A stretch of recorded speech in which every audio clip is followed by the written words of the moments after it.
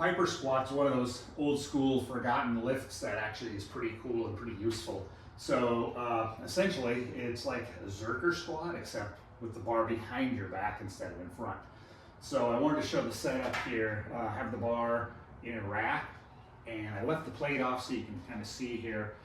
You're going to come in, catch it in the crook of your elbows like a Zercher, but behind your back.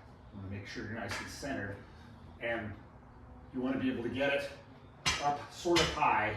So have the rack situated ahead of time to that spot. And then the Piper squat ends up being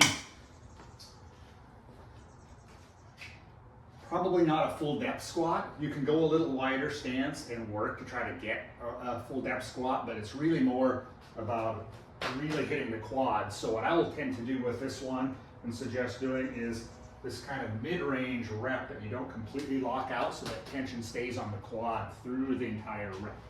So get a few here. So get a nice position. A little bit higher feels better than lower. So I got my normal squat stance.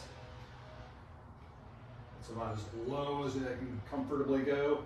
And so I'm just going to pump in this range.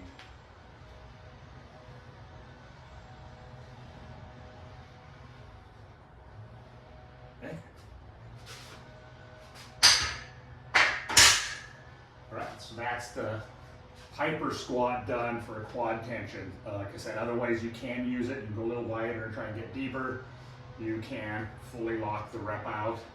But if we're really trying to just develop quad tissue and some strength around the knees, that kind of mid-range pumping style that I showed is probably your best option.